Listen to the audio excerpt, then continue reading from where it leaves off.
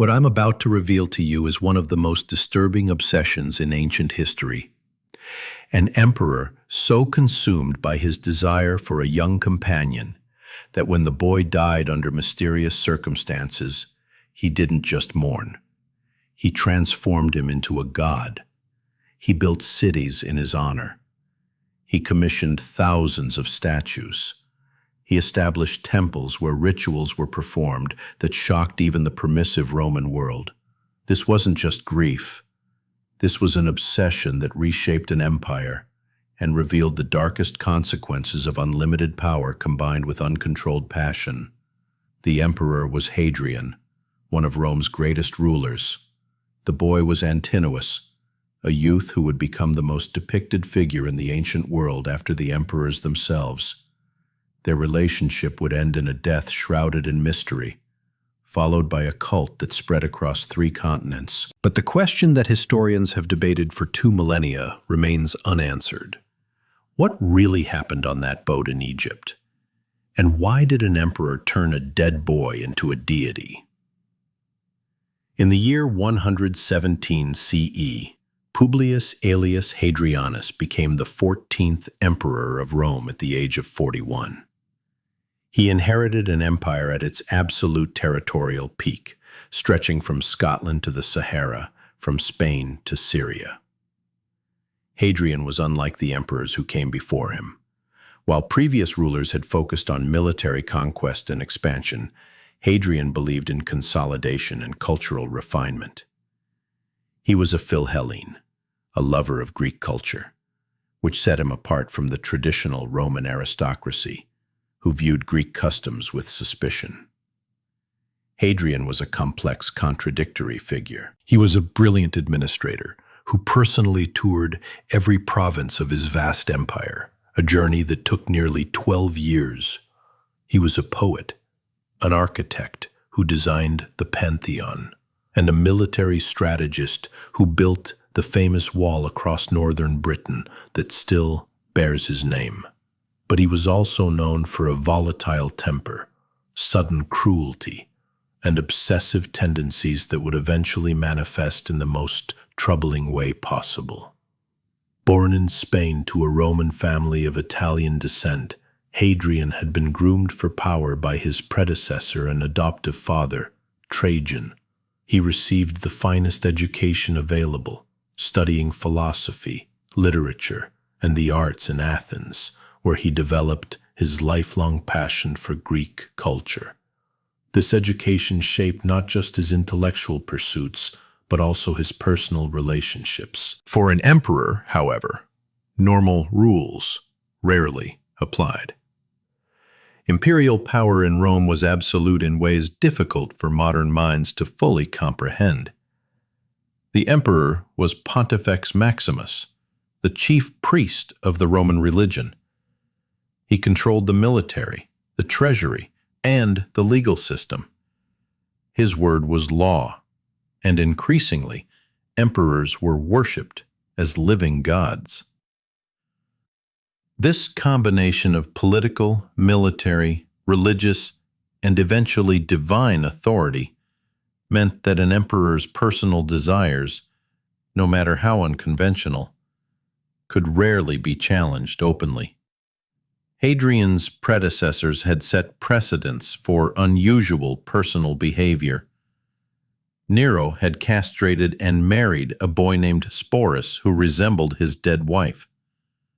Tiberius had retreated to Capri where, according to ancient sources, he engaged in all manner of excess. But what Hadrian would do would surpass these examples in its scale, its visibility, and its lasting impact on the empire. It was during one of Hadrian's extensive tours of the eastern provinces, sometime around the year 123 CE, that he first encountered Antinous.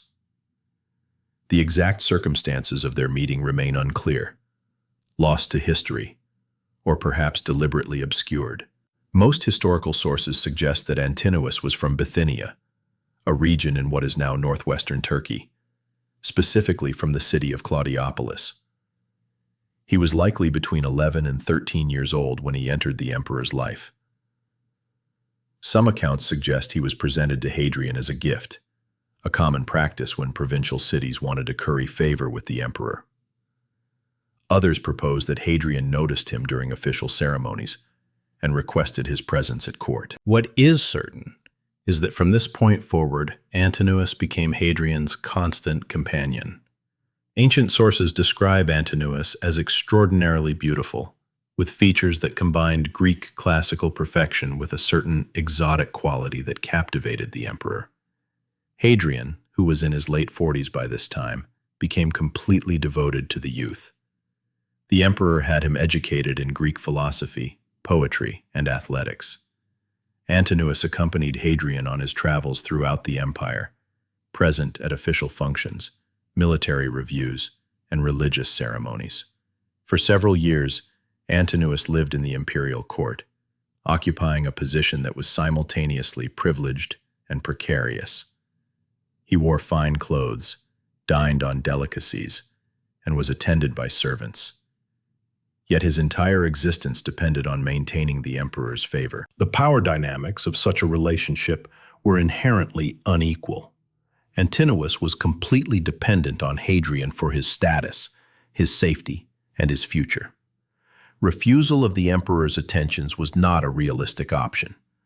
Ancient sources from the time are surprisingly reticent about details of their relationship, perhaps out of respect for imperial dignity, perhaps because such arrangements were understood without need for explicit documentation. What we do know comes from later historians, from the archaeological record of statues and inscriptions, and from reading between the lines of official imperial correspondence. The relationship between Hadrian and Antinous played out against the backdrop of the emperor's marriage to Vibia Sabina, his wife of over 25 years. Sabina was the great niece of Trajan and had been married to Hadrian for political reasons long before he became emperor. By all accounts, it was a cold, unhappy marriage. Ancient historians record that Sabina complained of Hadrian's temper and stated she took measures to avoid pregnancy because she believed his children would be monsters. Hadrian reportedly responded by saying that if she were any other woman, he would have divorced her. But they were bound together by political necessity, presenting a united front in public while maintaining separate lives in private.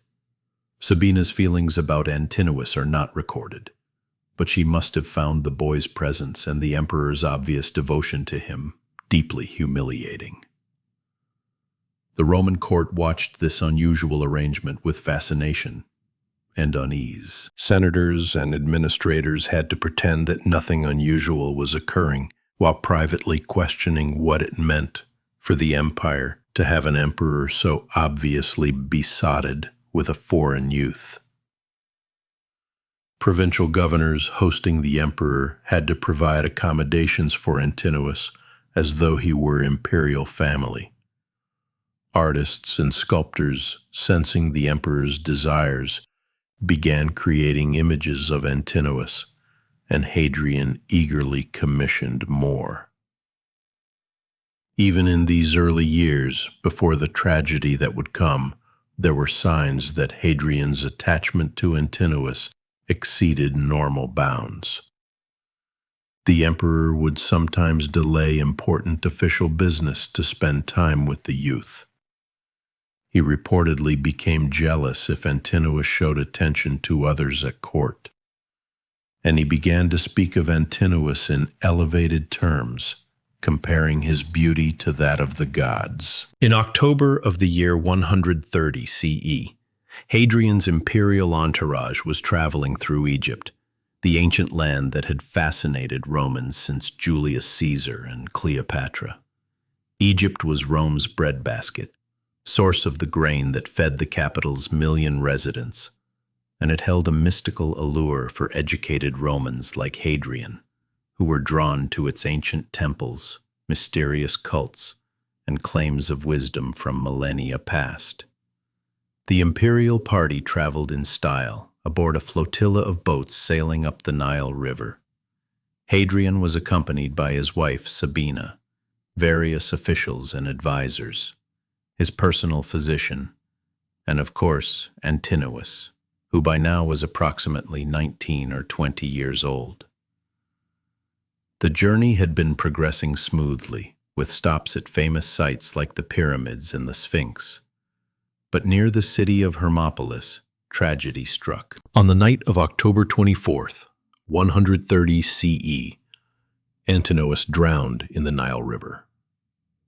The circumstances of his death immediately became the subject of speculation, rumor, and controversy that continues to this day. Ancient historians provide conflicting accounts. Hadrian himself, in official statements, claimed that Antinous had accidentally fallen overboard and drowned. But even in the ancient world, this explanation was met with skepticism. How does a healthy young man in his prime accidentally fall from a boat on a calm night and drown? Antinous would have been surrounded by guards and attendants. Someone would have heard a splash, raised an alarm, attempted a rescue. The Nile, while certainly dangerous with its currents and wildlife, was not so fierce that a drowning couldn't be prevented if it happened in view of others.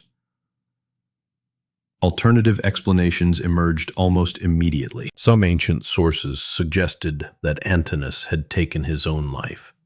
But why would a young man at the height of his beauty and favor, living in unimaginable luxury as the companion of the most powerful man in the world, choose to end his life?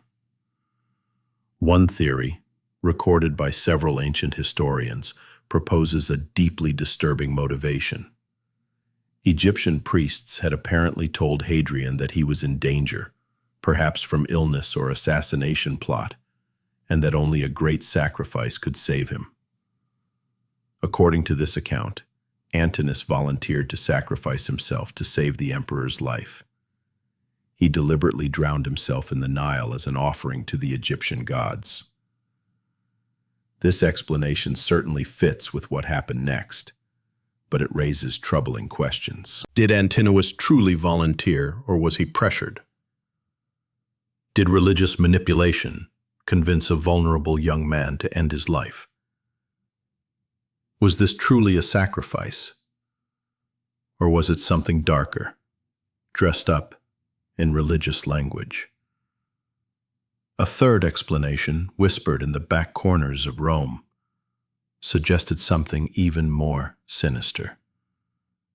These rumors proposed that Hadrian himself had ordered Antinous killed. But what possible motive could the emperor have had? Some sources point to the fact that Antinous was aging out of youth. At 19 or 20, he was approaching the age where Greek cultural norms suggested these relationships should transition or end. Hadrian, now 60 years old and showing signs of the illness that would eventually claim his life, may have felt panic at the thought of losing Antinous to the natural progression of time. There are dark whispers in ancient texts that Hadrian wanted to preserve Antinous at the peak of his beauty, that he believed making him a divine figure required his death while still young. These sources suggest that Hadrian arranged the drowning, perhaps with the cooperation of priests who provided religious justification. Other historians propose political motives. Antinous held no official position, but he had the emperor's ear. He influenced decisions, recommended appointments, and had made enemies among the Roman elite who resented his power. Perhaps someone at court orchestrated his death, or perhaps Hadrian himself decided that Antinous had become a political liability. The truth of what happened that night on the Nile died with Antinous. His body was recovered from the river the next morning. Ancient sources record that Hadrian's grief upon seeing the corpse was beyond anything observers had ever witnessed. The emperor reportedly wept uncontrollably, refused food, and locked himself in his quarters for days. Whether this was the grief of someone who had lost a beloved companion, the guilt of someone who had ordered a death, or the calculated performance of someone establishing a narrative, we cannot know. What happened next, however, is documented in extraordinary detail through archaeological evidence, inscriptions, and historical texts. Hadrian's response to Antinous's death was immediate, massive, and completely unprecedented in Roman history. Within days of the drowning, Hadrian declared that Antinous had become a god. This wasn't a private belief or a metaphorical statement. It was an official pronouncement, backed by the full power of the Roman state. The emperor ordered the construction of a city at the exact spot where Antinous had drowned. This city, named Antinopolis, was built according to Greek architectural principles with temples, theaters, gymnasiums, and a hippodrome.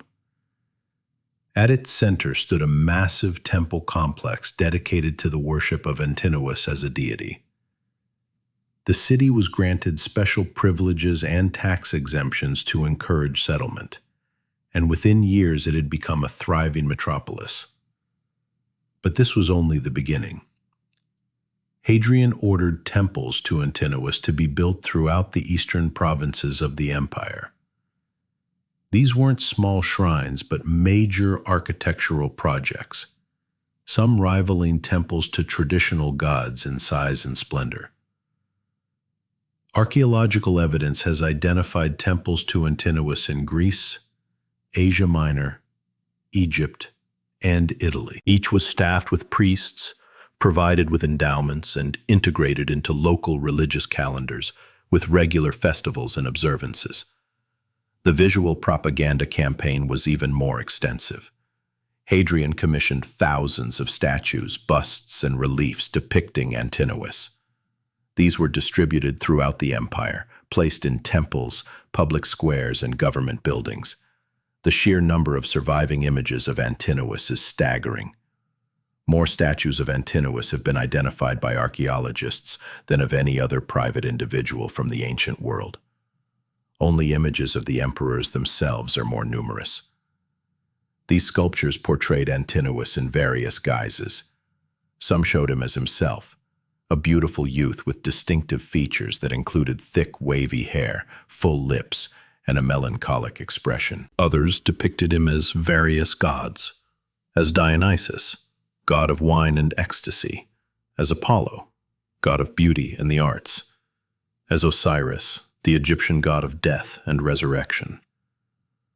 The most disturbing images showed him as Antinous Osiris, explicitly connecting his death by drowning in the Nile to the Egyptian god who had been drowned by his brother, Set. This wasn't just imperial grief expressed through art.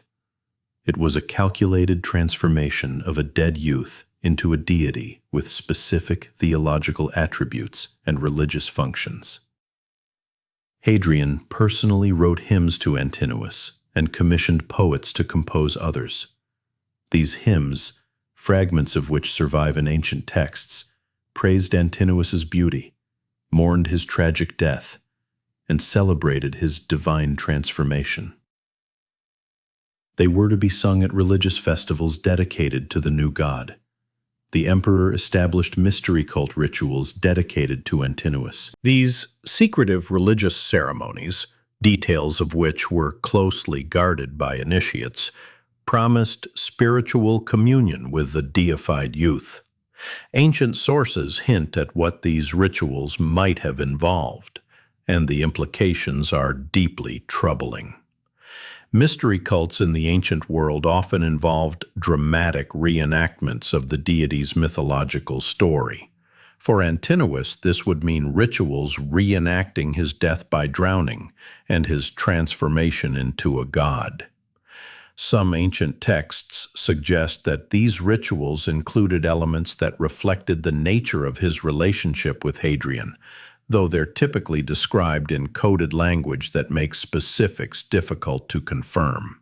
What is clear from multiple sources is that the cult of Antinous included practices that made even Romans, who were generally tolerant of diverse religious expressions, uncomfortable. The priesthood of Antinous apparently performed ceremonies that other cults did not, ceremonies that reflected the special nature of Antinous's divinity and his relationship to the emperor who had deified him. Coins were minted throughout the empire bearing Antinous's image, often with divine symbols like stars or the Egyptian Ankh. For ordinary people using these coins in daily transactions, the message was clear. This youth was to be venerated as a god by order of the emperor. The Greek city of Athens, which Hadrian had showered with building projects and special favors, established games in Antinous's honor. These Antinoia games, held every 4 years, included athletic competitions, artistic performances, and religious ceremonies.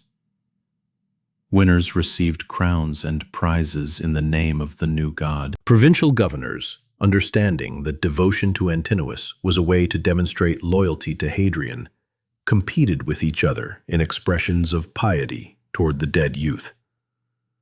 New temples were proposed and built, festivals were established, and local cults were encouraged to incorporate Antinous into their pantheons. What's particularly striking is how this deification was received in different parts of the empire. In the Greek East, where cultural memory of pederastic relationships remained stronger and where hero cults had a long tradition, the worship of Antinous was embraced relatively easily. Greek cities were accustomed to honoring beautiful youths who had died young, and Antinous fit this pattern. In Egypt, the connection to Osiris and the Nile drowning gave Antinous's cult a syncretic appeal. Egyptians had millennia of tradition, venerating deified humans, and Antinous was incorporated into local religious practice with relative ease. But in Rome itself, and in the western provinces, the reaction was more complicated. Traditional Roman religion focused on gods who embodied civic virtues and maintained the proper order of society. The deification of Antinous, a foreign youth whose only claim to divine status was the emperor's obsessive attachment to him, struck many Romans as inappropriate at best, blasphemous at worst. Roman senators and traditionalists saw the cult of Antinous as a symptom of Hadrian's dangerous Philhellenism, his preference for Greek culture over Roman traditions. They couldn't openly oppose the emperor's religious declarations, but they could, and did, quietly refuse to participate with enthusiasm. The contrast with how previous emperors' favorites had been treated is striking. When emperors died, it was common for the Senate to declare them divine, creating imperial cults that reinforced political legitimacy. But Antinous was not an emperor. He held no official position.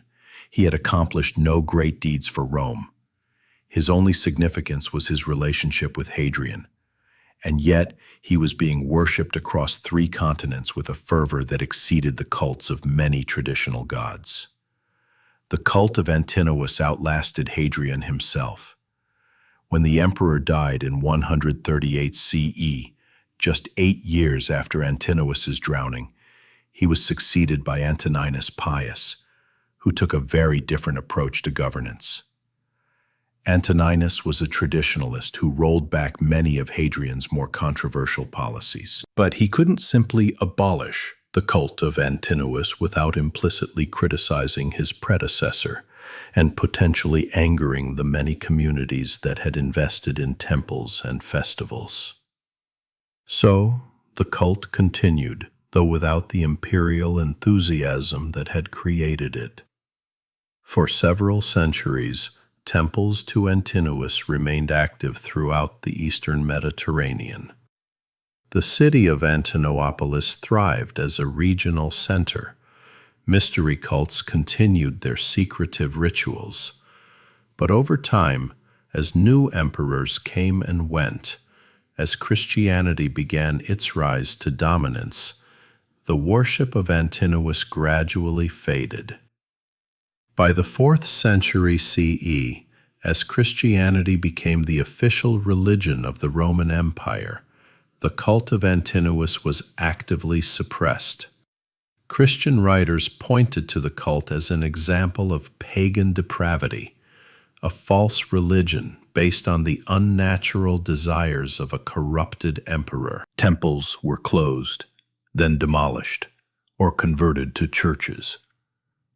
Statues were defaced or buried. The thousands of images that Hadrian had commissioned were systematically destroyed. Yet, ironically, so many had been created that even this systematic destruction